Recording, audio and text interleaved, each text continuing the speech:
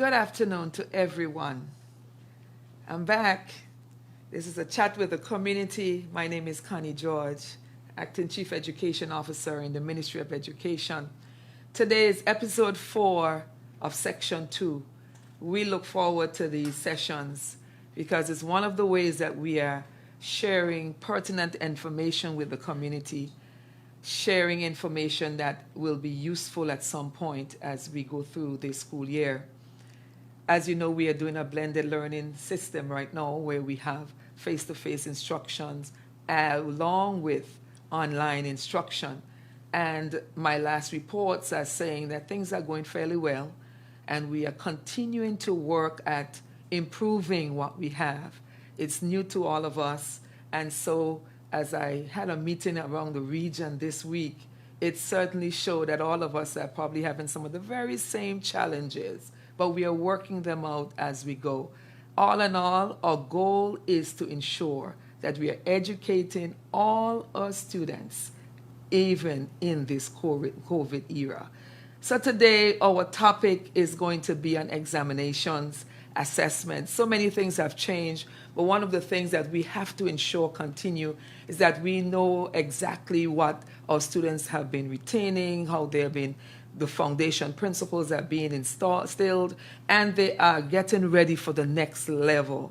We have had adjustments, but we are doing our best to ensure that when we assess the students, that they are going to still be functioning at grade level and able to move forward to the next level. So I want the people in my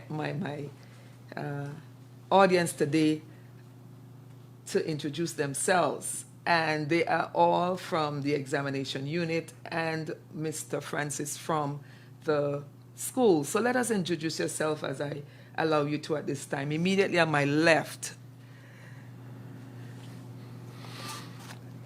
Good day, Virgin Islands. I am Mr. Theodore John. I'm a part of the examinations unit of the Ministry of Education. Thank you. Good afternoon, our listening audience. I am Jermaine Scatliff. I'm actually the education officer for mathematics, but assisting in the exams unit. Thank you so much. And good afternoon, everyone. My name is Andy Francis. I am currently the principal at the Virgin Islands School of Technical Studies. So thank you all very much for joining me this afternoon. It is definitely a pleasure having you in the studio with me. And we're going to talk about examinations. Now, you might say to me, why do we have a principal? But it's important that I brought in the person who's actually on the ground and dealing with the technical end of things to give us a good view of what is happening with one segment of our examinations. I'm going to begin with Ms. Catliff. Thank you for coming, Ms. Catliff. And we want to celebrate you as usual for your veteran quality of being in education all these years and moving through the ranks. And really now you are holding two hats at this point, our mathematics officer as well as serving in the examination unit. Tell us, what happens in the examination unit? In the examination unit, Madam CEO, we are responsible for the examinations, whether national or regional, in the system here in the Virgin Islands. We also prepare certificates to show the achievement of our students as they complete their learning experience in our schools. All right, at various levels. So we have the certificates for primary, certificates for secondary. Very good, very good. So the examination unit is what I call an engine room in education because it continues to turn all the time. Examinations are happening all year round. There used to be a busy time and then a slow period, but somehow we have been able to infuse so many additional forms of assessments in our system that we are having assessments all year round. Tell us, Ms. Catliff, what are some of the national exams that we do, those that we consider or standardized exams that we give to students in the territory? First, let me begin at the lowest level. We have the beginning At the beginning, the Virgin Islands Kindergarten Inventory of Development, which focused on the students who are now going into kindergarten, Yes. where we check to see what they have learned while they were at preschool and, you know, where we need to take them upon arrival to kindergarten. Right. Then we have our key stage exams. Those exams are given at grade 2, grade 4, and at grade 6. Again, we are checking for readiness. Yes. We are checking to see if they're ready to move on to the next grade. Then we have the exit proficiency exam. This is the one that everybody is afraid of. The exit exam, which is the EPE, actually tests for competency of language, arts, and mathematics. We want to make sure that the kids, when they leave, they are proficient in arithmetic, in anything numeracy, in writing, in debating, in whatever it takes with language arts. So we give them that examination to make sure that they're going up with the qualities ready for work or to move on to college. We also have the Virgin Islands High School Certificate Program. This one is for students who were unable to successfully accomplish their high school diploma, but this one is solely online. Yes. So this one requires students who have the ability to work on their own. Yes. And are disciplined to do such a program. Yes. And then we have the alternative secondary education program known as night school. We call Yes. it night school for short. Alternative, yes. That one is headed by teacher Cecily. Again, this one caters to students who may have dropped out of high school for some reason or did not complete the requirements for a high school diploma. These are all the programs that we have at this time, and I'm grateful to say that they are working well for our students, and we encourage those persons who were unable to gain their secondary education to please come and see us at the examinations unit. Thank you. Thank you very much. And so we begin from the earlier years where we have the kindergarten readiness, and you share with us those that they will do when they get to grade 12.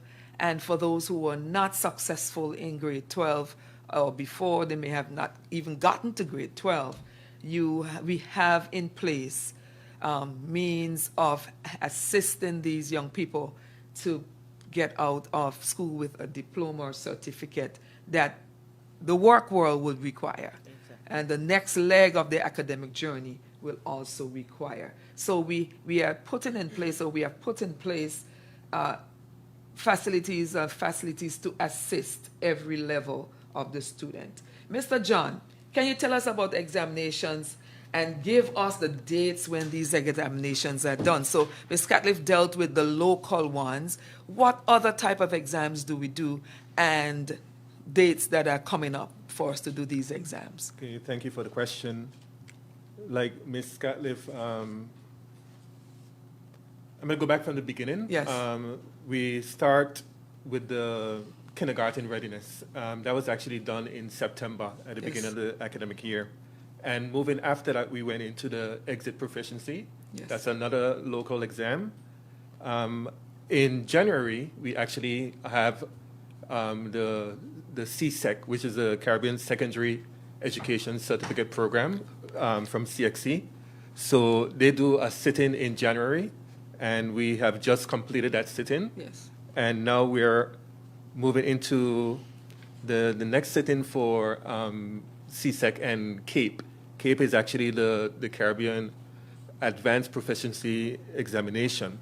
And those will be completed in June, July, based on what CXC determines as the final Yes. schedule. We know that last year we had an interruption, a delay because of COVID-19. Yes. We're still dealing with the effects of that. So everything is delayed, and we're waiting for some final timetables to be sent out by CXC. Apart from CXC examinations, we also cater for students who are going to the universities or colleges in the U.S. Yes. They will take the SAT exams. So the next sit-in of that will be on the 13th of March in this year. And then after that, we have another sit-in in May, the 8th of May. So students who are going to the universities in the U.S. are invited to contact the ministry Yes. to see how they can register to do those tests. I think apart from those scheduled examinations, we also have a service that we provide proctoring for exams. Yes.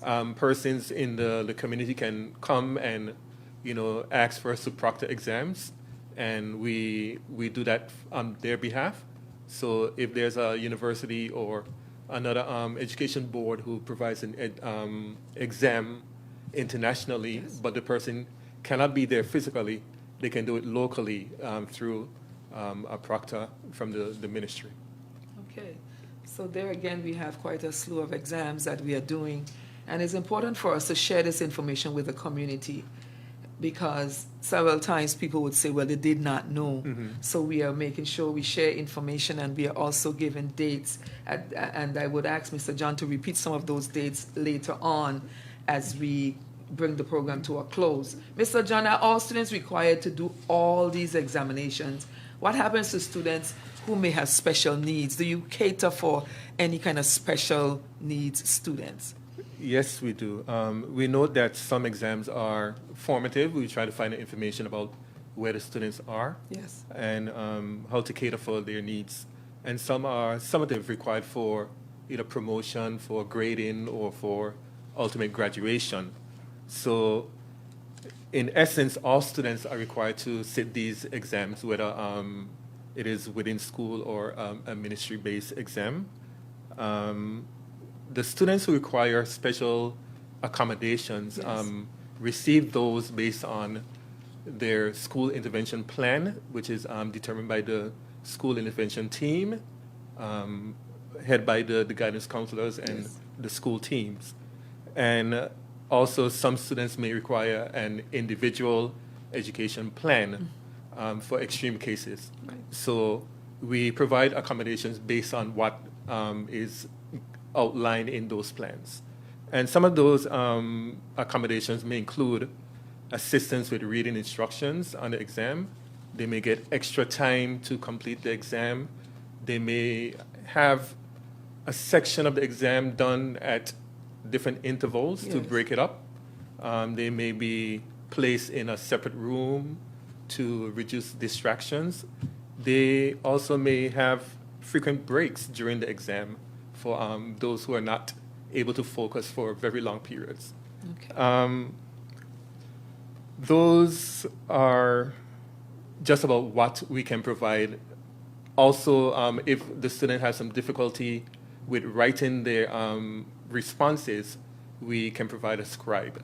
But like I said, it's all based on what is a part of their intervention plan at the school. We know that the ministry has the authority to determine if a student can or cannot sit a national exam based on their circumstance. So let me just ask this question, Mr. John.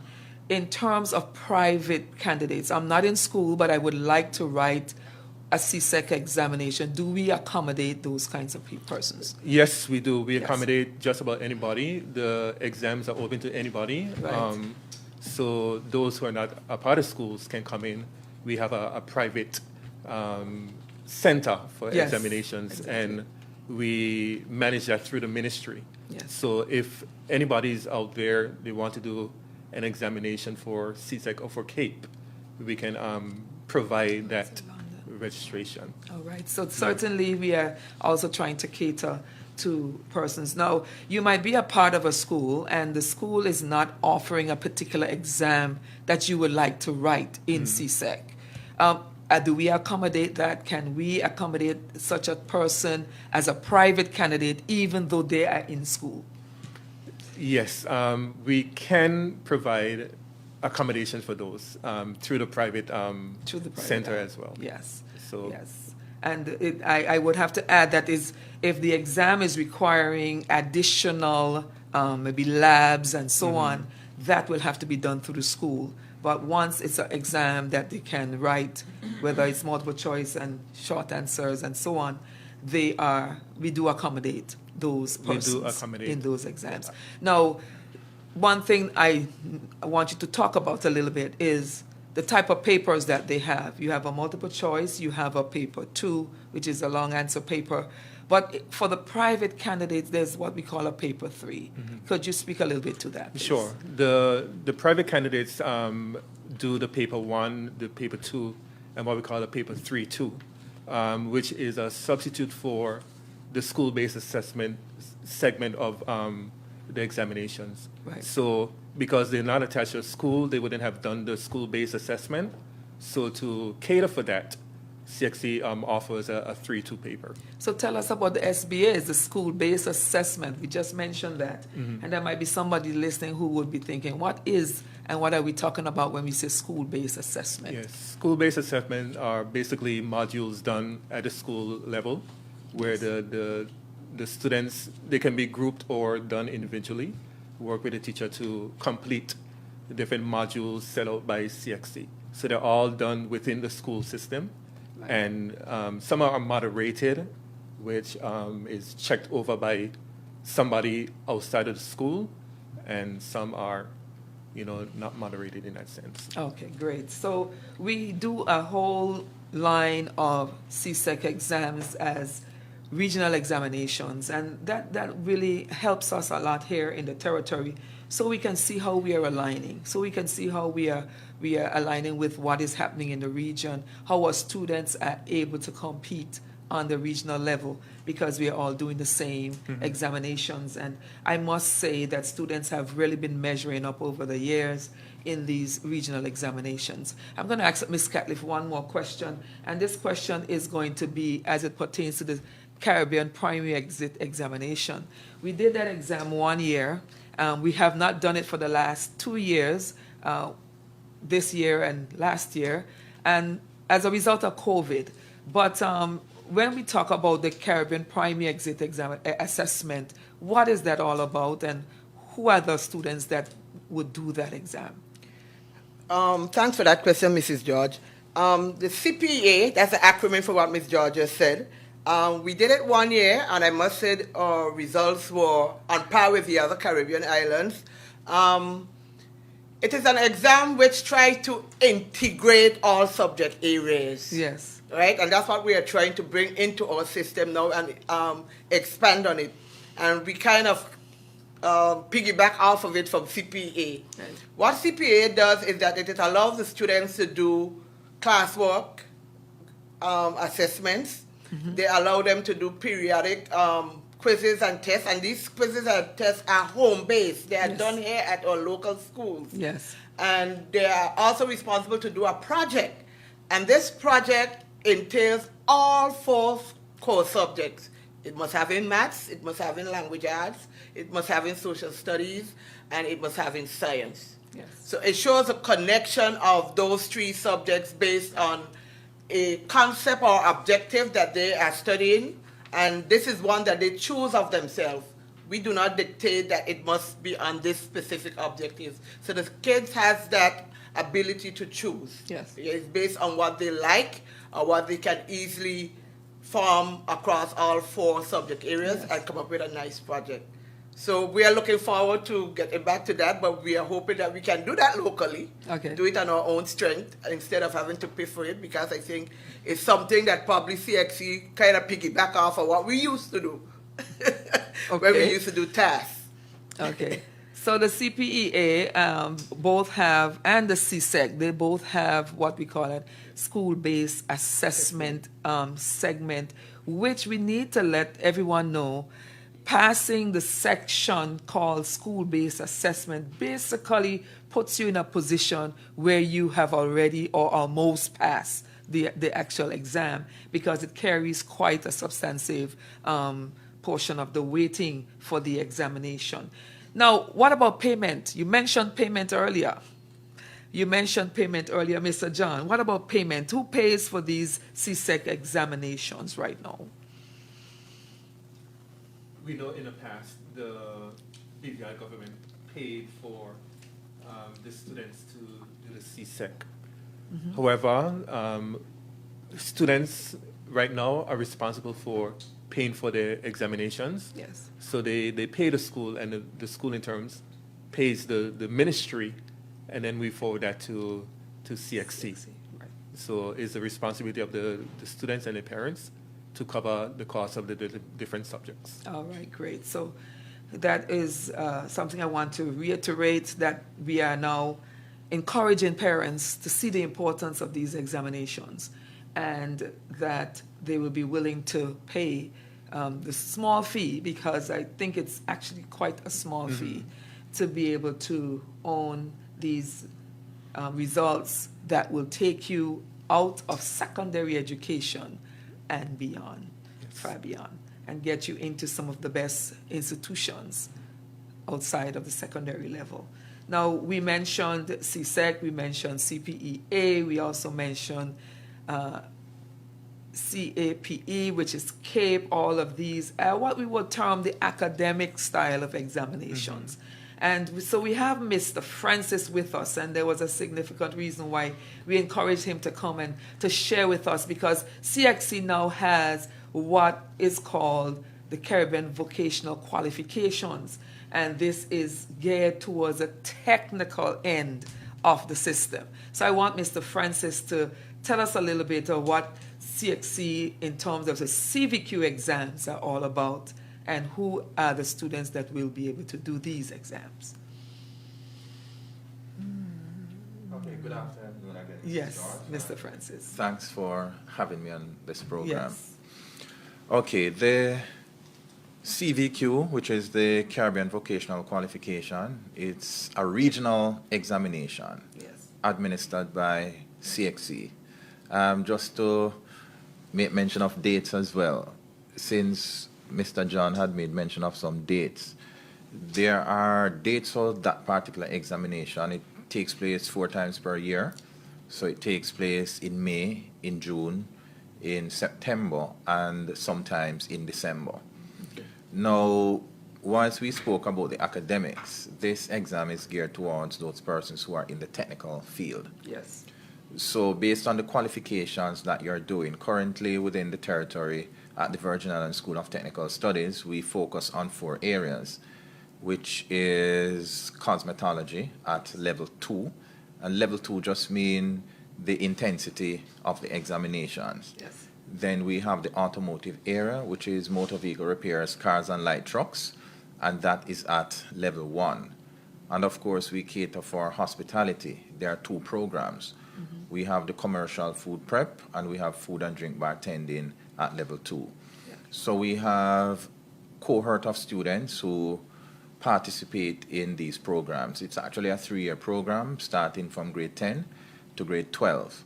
Now, at the end of grade 12, the students are expected to write these examinations. Whilst I say write, it's a practical examination, but it has to focus on some theory as well, because we have to cater for the critical thinkers, the critical thinking skills. So CXC administers that practical exam where the students are expected to show competence, because it is a competence-based exam. Students who participate in this exam most likely go right into the world of work, because the workforce, they are expecting that the system will also put out persons who can take up key positions within the world of work. And of course, there are persons who will continue their academic pursuits at the higher education level. So in essence, that's really what the CVQ is about, focusing on key competence. It's what the students can do. It's not a pass or fail exam. Right. It's showing competence. So instead of saying a child may pass or fail, we are saying that you're not yet competent. Okay. So you're given an opportunity at another time to redo that component of the exam that you'd have deemed not yet competent in. Right. And whilst we spoke about the different programs that cater to students who are out of school or those persons who are in the workforce, of course, this examination also caters for persons who are very, very experienced. Yes. So if there are those persons out there in the world of work who are very, very experienced in what they do, then here's an opportunity where you can come to the Virgin Islands School of Technical Studies to do those examinations, gain your certificate, which is an international certificate where you can take anywhere in the world. Yes. And there you go. That's a job opportunity for you. Definitely, Mr. Francis. And I think that's a good note for us to stop, have a break, and we'll be right back after the break to pick up on that point.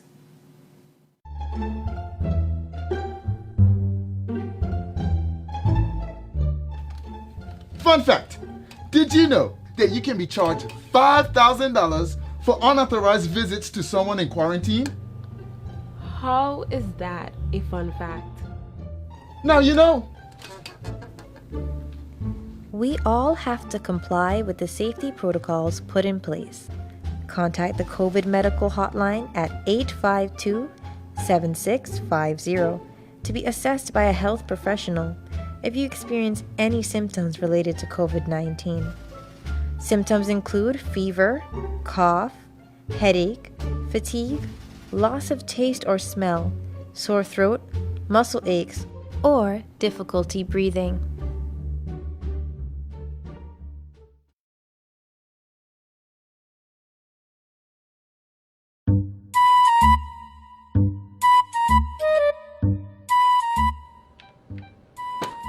Fun fact, did you know that if you tamper or damage a tracking device, you can be charged $2,000? How is that a fun fact? Oh, you didn't know?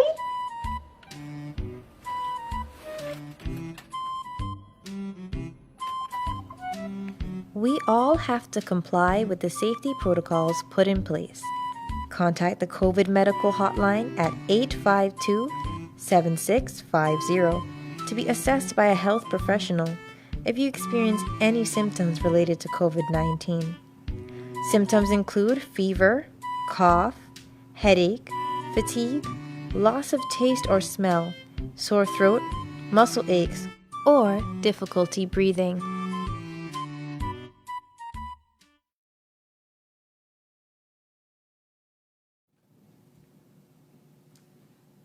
So we are back, Mr. Francis, and I want to pick again on such a very powerful note, one that we want to repeat. So we have what we call the Caribbean Vocational Qualification Assessment, and this is happening at our Virgin Islands School of Technical Studies. You spoke about level 2 that is done at your school, at the school there, and also the fact that very, very qualified persons can come in and receive some qualifications. Does that exam go beyond level 2? If you could give us a little bit more information, even if somebody may have already done level 2, there are other levels that they can do in that particular examination. Okay. Definitely, there is a qualification framework which Yes. aligns academic to technical. Yes. So it starts at level 1. A level 1 is associated with a diploma, which is the high school diploma. Then we have the level 2, which is a diploma but at a higher level. Right.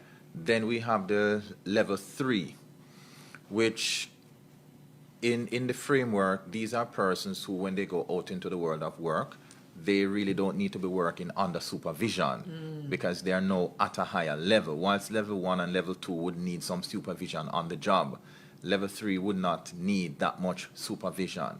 Then it goes up to level 4, which is equivalent to a degree along the qualifications framework.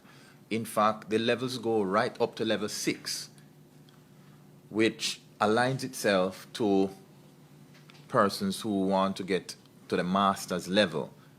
So whilst there are persons who will say, well, I want a master's degree or I want a first degree, for those persons who are in the technical field, who want to pursue higher education, they can, along this qualification framework, and gain even a PhD, which is equivalent to the academic PhD. All right. So it takes you right up the level. And you mentioned earlier that at Virgin Islands School of Technical Studies, there's some areas that you are doing now, which includes auto mechanics. But are there any other areas in the CVQ that are offered? Because people might be wanting to hear, well, what areas can I really follow that will get me some of these qualifications? Absolutely. So for all those persons out there listening, watching, this is an opportunity for you because whilst we do automotive, we also do cosmetology. So for all those persons who want to get in touch in terms of hairdressing, in terms of beauty therapy, Yes. in terms of nail tech, the Virgin Islands School of Technical Studies is the place to be. You can come, you can register, you can sign up, and you can take part in the classes. At the start of the program, Mrs. George spoke about the blended approach to learning. And of course, we understand the environment in which we are now working. So we can facilitate online learning for some components Yes. of the program. And then you come into the school for the technical aspect of it. Along the hospitality area, we have, of course, the commercial food prep for those persons who want to get into being a chef, into cooking. I mean, we have a lot of persons within the region who are engaged in that particular craft. Right. If you are not certified, come to the Virgin Islands School of Technical Studies. It's an opportunity for you to be internationally certified. And of course, for those persons who want to get into the food and drink, the bartending part of it, Yes. of course, you can come, you can take your classes, and of course, once you complete the program, you'll be offered with that regional, of course, I said it's an international certification as well. And of course, by extension, I know we are also working with the Ministry of Education to offer a new certificate into the system. Yes. We are on the verge of being approved to be a City and Guild center. Yes. And of course, most persons know of City and Guild. So we are also offering our students technical math and technical English, which is aligned to their skill. So once again, there may be those persons out there who want to get a certificate in math or a certificate in English. We are working with the Ministry of Education to ensure that our technical students have an opportunity outside of CXC to get math and English on the technical level. Right. So, Mr. Francis, it looks as if I have to bring you back on a separate program to talk about the technical area because it's so important. It's so important for our territory. Where we are today in the Virgin Islands, the demands are high for technical skills.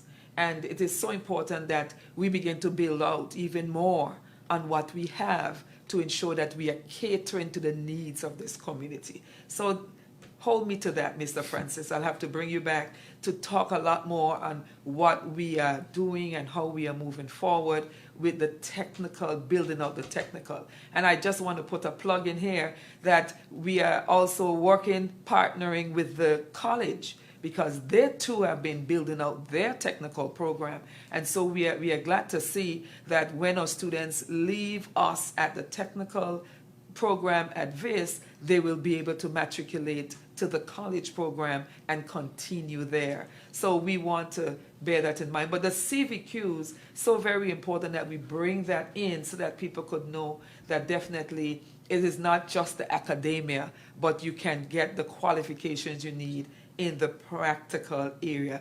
Do you have any kind of problems with this whole process? Tell us of one or two of the things that you need some more assistance in that you would like to get to help the program to be more effective. Well, thanks. Very good question. I know for CVQ, it's a very expensive venture. Yes.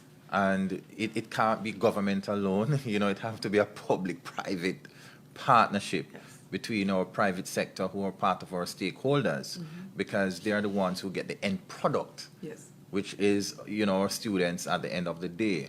So it would be good for us if we can have more of our stakeholders on board as key partners, key stakeholders, where we can work hand in hand. In fact, the Ministry of Education, by extension, the Virgin Islands School of Technical Studies, launched a trade program just last September, where our students have an opportunity to attend school for 3 days per week, and they are in industry for 2 days, honing their skills. And that is one way where our industry stakeholders are partnering with the school to ensure that our students can get the requisite skills and competencies that they need to be productive citizens. I've always said technical education is a driver for economic growth. Yes. Nothing else drive nation building, nothing else drive the productive sector but TVET. So whilst we have started that partnership, we would love to see more happening as it relates to even equipment that we have. And as I said before, this can't be on the back of the Ministry of Education. It has to be a public-private partnership. And of course, you know, we are hoping that we can see more of our stakeholders coming on board. We're hoping that we can see, even as it relates to our parents seeing the technical field as an avenue for their students and not seeing academic as the mainstream. Yes. Because we all saw what happened, for example, at the end of Hurricane Maria and Irma. It was the technical experts, it was the carpenters, the electricians, etc., who was driving the growth in the economy as far as getting things back on track. So our parents, who are part of our key stakeholders, we want them to see technical education as a key component of the education system. Yes. So that at the end of the day, the territory is not over-reliance on importing labor. Yes. So that is one key area that would like to see grow some more Yes. within the territory. And you know, Mr. Francis, we have always had a technical branch at the secondary level, but it's good to know that we are expanding. We are expanding in what we are doing and how the things that we are offering in area of the technical, and taking them up to regional qualifications, not just the CSEC, because we have always done the CSEC woodwork, the CSEC metal work, the CSEC electricity, electronics, and now we are having the CVQs coming along there that is giving them the actual practical side. I appreciate all that you said, Mr. Francis. I'm going to turn my attention back to Ms. Catliff, and because the unit, the examination unit, is also responsible for the graduation process in terms of ensuring that the results are ready and we are able to generate the results for schools to have that lead them into graduation. Ms. Catliff, what are the requirements for graduation? Let me first begin with the primary level. Yes. At the primary level, our students also do community service, and they're required to complete the recommended amount of hours of community service. Some of our students will gain full requirement, which means they will pass all their subjects and what have you. Those who are unable to accomplish passing all their subjects are transitioned into secondary school, where they will further do some what we call remedial work, support work, and get them to where we want them to be. At the secondary level, which we have the most headache, our students are required to complete 60 credit hours out of a maximum of 75. And in these 60 credit hours, they're required to bring their mathematics, their language arts, a science, based on whichever science they're doing, a social science, which would be the geography and the social and so on. They're also required to pass their EPEs, which is the mathematics and the English language. Yes. Which is a problem, but we'll come to that sometime later. We also expect them to do for this graduating class 80 hours. Because of the pandemic, we have reduced the hours from 120. They are required to do 80 hours of community service. And then they must, in their program area, we have the sciences, we have the liberal arts, we have the technical, we have business. So they must bring at least one subject from those programs to be able to qualify to graduate. Okay. So those are the basic graduation requirements.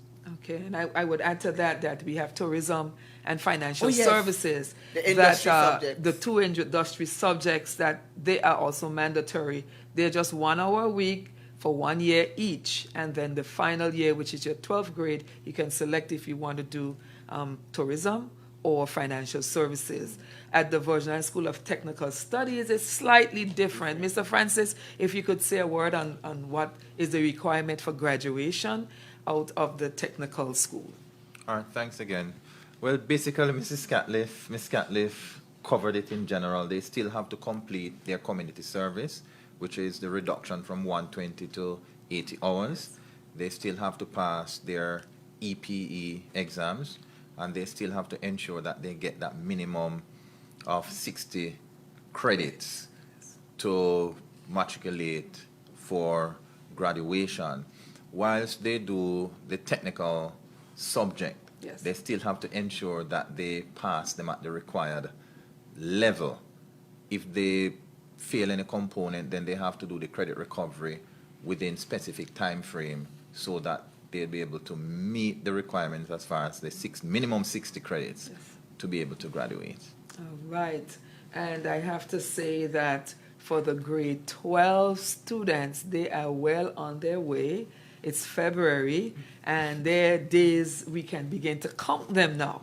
So they should have already completed quite a lot of the requirements towards graduation.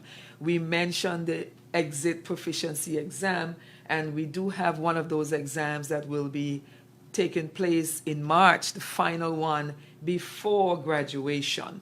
But what happens if a child does not pass the EPA exam in March and they're in grade 12? Ms. Catliff. We try to meet our students at the place they are at, so we have an additional EPE put in July, giving them the opportunity, and sometimes we even do it after July in the summer, where we give them some tutorials, they get tutorials, and then we examine them again, and hopefully they would be successful in achieving their EPE as requirement for their graduation or their certificates. Okay, so, and the child in grade 12, are they able to begin the EPE before grade 12, or do they have to do it in grade 12? That's the question I want to ask you.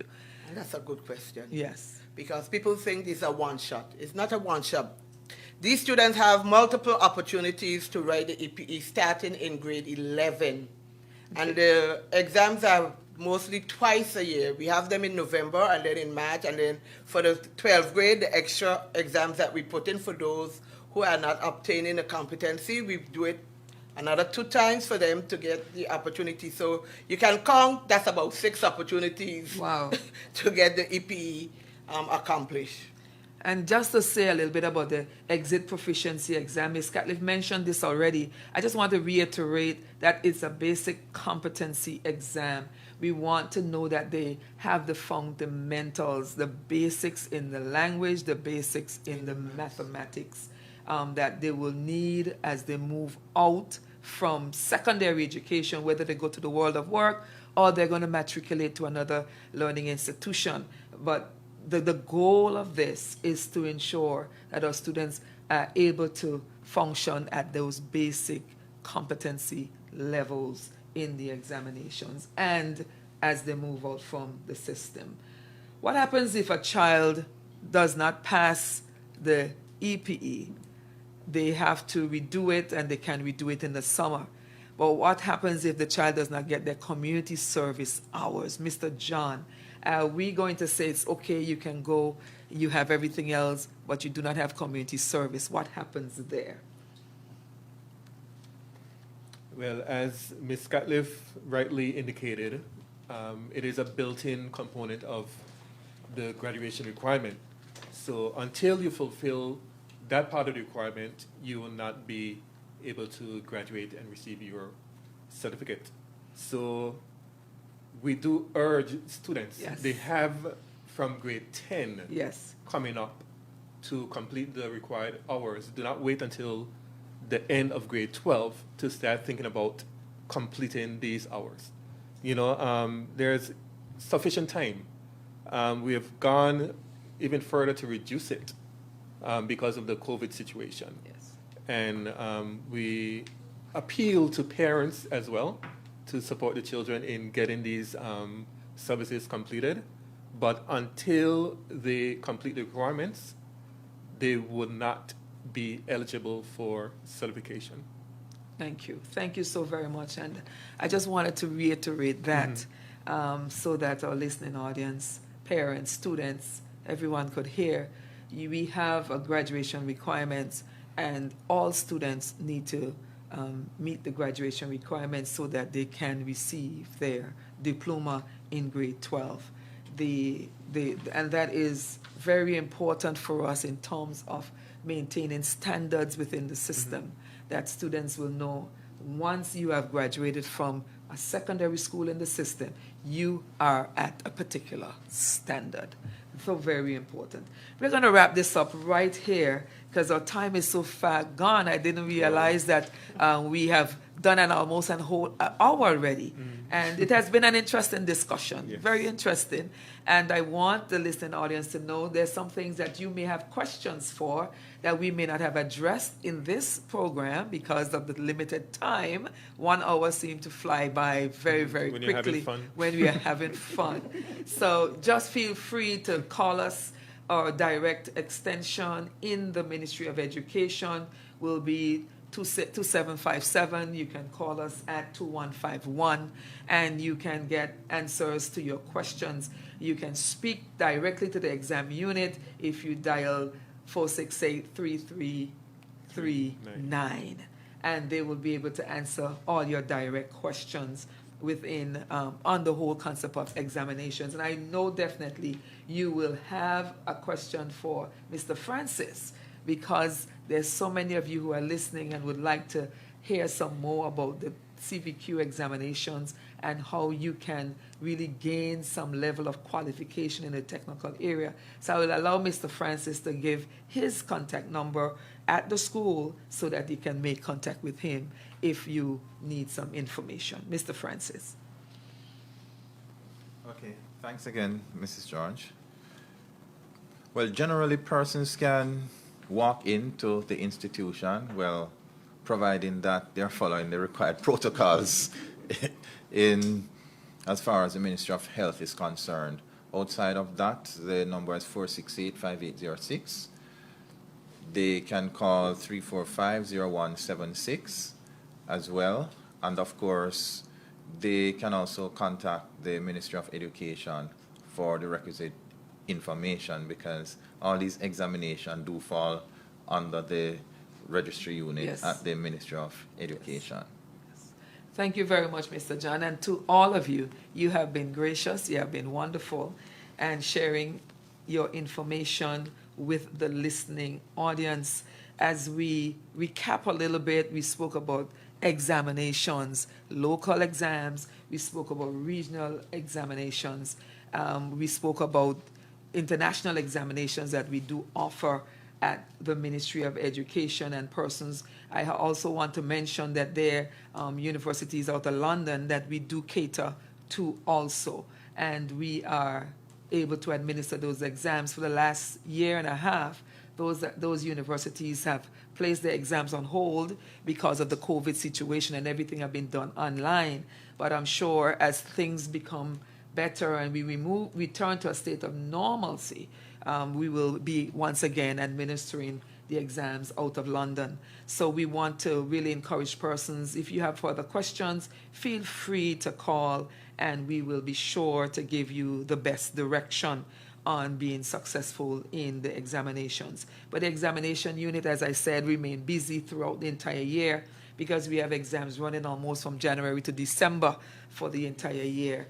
And they remain busy all the time, ensuring quality, ensuring that we have things at the best level so that our students are performing. So, Mr. John, you have an opportunity to see results coming in, whether they're regional, whether they're local.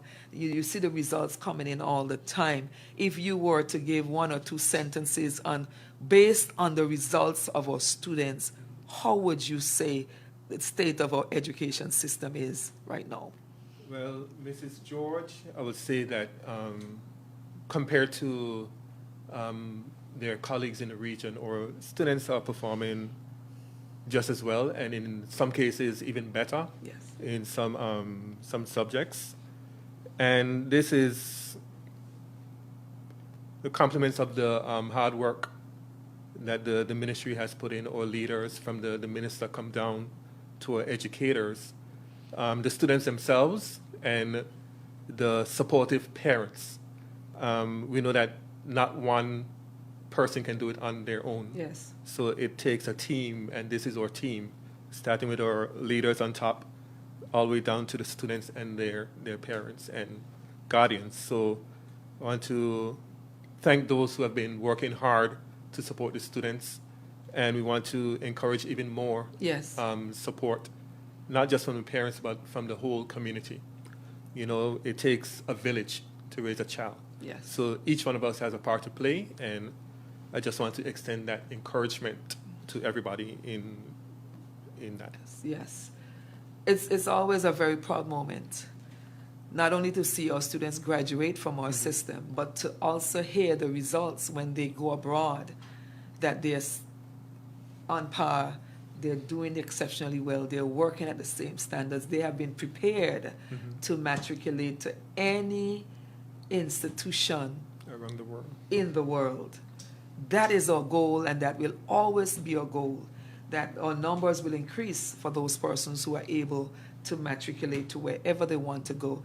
And if they're leaving the system, our goal is also to ensure that they have the foundation and the foundation elements for success on any work site, wherever they will go. So as we close, you made a very good point where you said it is not just the ministry should be given the praise and the celebrations, but parents, you ought to be commended. The teachers definitely must be commended. And of course, our leaders in the institutions or principals, they ought to also highly be commended. I have been forced to think about the fact very recently that so the head goes, the body will follow. So very important. The head will always lead the body. So our principals in every school also help to determine the kind of results that we will get. And so our goal is continuously to produce very good results. And we are thankful that even in this COVID time, we continue to push forward to ensure that we are going to get those good results. I'm going to give each of you 1 minute to wrap up, to say your last words. I'm going to begin with Mr. John. Just say your last words. Encourage parents, students, teachers, whichever direction you would like to go. Once again, it gives us a proud sense to see all our students achieve at some level. And I just want to encourage the students at this point, just continue working hard, continue preparing yourselves for opportunities, continue studying hard, do what it takes to become better every single day. If you do better every single day, you're moving in the right direction. And parents, continue supporting the children, give them what they need in order to be successful. Teachers, continue your hard work. We know that there's nothing we can do to thank you enough, but continue working hard. Principals, all the educators, all the education officers, up to the minister, we're going to continue working hard together as a team. So encouragement for everybody around from me. Thank you, Mr. John. It was a pleasure having you this afternoon. Ms. Scatliff. Continuing on from Mr. John, success is built on hard work. Yes. And if we put in the hard work, we will get the desired results. Yes. So I'm encouraging students, parents, even teachers, educators, put in that extra work, put in that hard work. Make sure that our students are doing all the necessary practices that they need to do, because if they don't practice, they will not accomplish what they need to accomplish. Through many practice, especially for mathematics, since I'm the head of maths in the territory, I must say maths is not something that you can read. It is practice. Through practice, you'll become a good mathematician. So I'm encouraging persons to stay focused, put in the hard work, and you will get your desired result. Thank you, Ms. Scatliff. Again, it was a pleasure having you on a chat with the community this afternoon. Mr. Francis. Hi, good afternoon again. I'll just say, there's a quote that I've always hold close to me, and it's one that says that education makes you trainable, but it's training that makes you employable. And at the Virgin Islands School of Technical Studies, we ensure that our students are well trained to ensure that they'll be employable. No matter where in the world that they go, they'll have an opportunity to be employable. But the training that they get is as a result of the hard work of all the teachers. It's not easy being a teacher. It's not easy being an administrator. However, the teachers go beyond the call of duty to ensure that our students get the requisite training.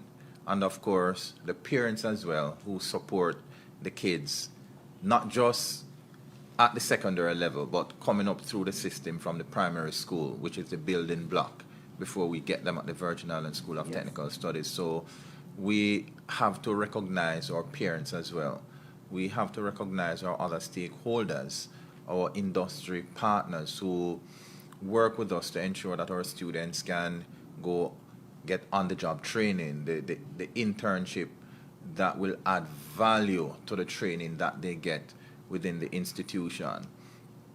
And of course, the wider community. Yes. I can't not speak about our district reps who play a big role. At a moment's call, the support is there. And of course, the Ministry of Education. Without the Ministry of Education, we would not have been here, who provide that overarching support so as to ensure that we can have the kind of education system that we have, producing quality students who can matriculate into higher education, or when they go into the world of work, our stakeholders can speak very highly of them.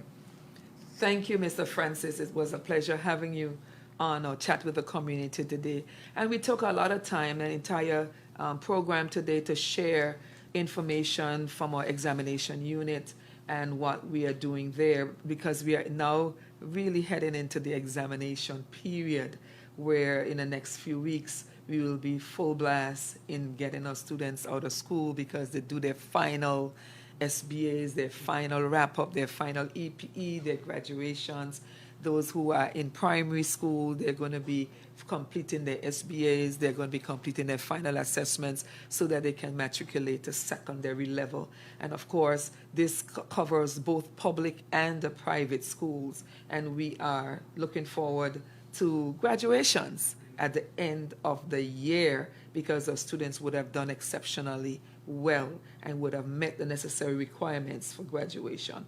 All in all, examinations, assessments, and assessments are more than just a test writing. It can take various forms of whether formative or summative, but we can do assessments in various forms. The key is we want to know and we want to have the measure by which we are able to say our students have met requirements for the next level, the next leg of their journey. So with that, we're going to bring this program to a close. I have just a very few announcements. As usual, we want to encourage you to tune in to a chat with the community every Wednesday at 2 p.m.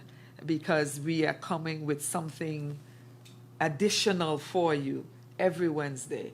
We want to ensure that the public stay in tune with what's happening with us in education, in the territory, and seeing how we are preparing students to really take up their position in this community and beyond. I want to also let you know, and we are inviting you to tune into Dias Voice, an initiative of the Department of Youth Affairs and Sports, every second and fourth Wednesday at 7 p.m. on Facebook at DYASBVI.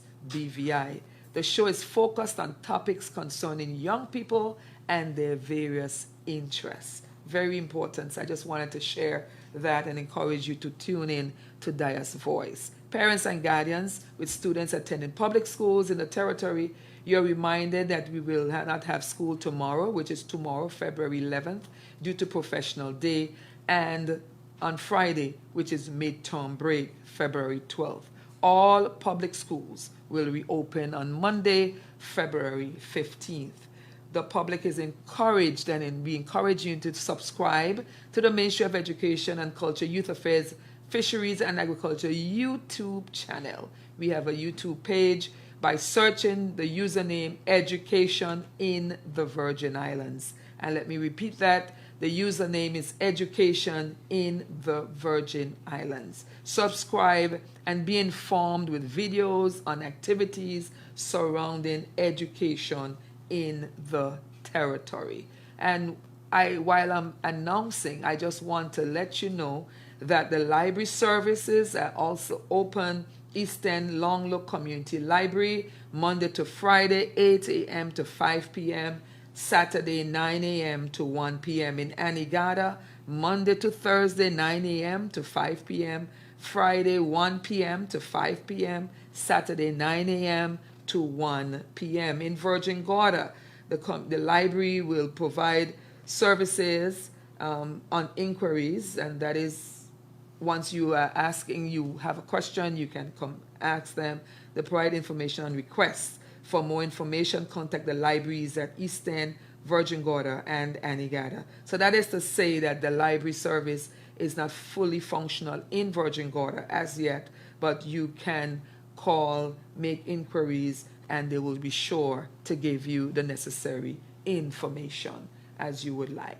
Definitely, I end the program by thanking my participants today, my panelists this afternoon. Thank you so much for being with us. I say thanks to the Minister of Education, Dr. the Honorable Natalio Wheatley, for his tremendous work and for leading the ministry. Our permanent secretary in the Ministry of Education, Mrs. Carolyn Stout-Igwe, we are grateful for your work and for your service to the Ministry of Education.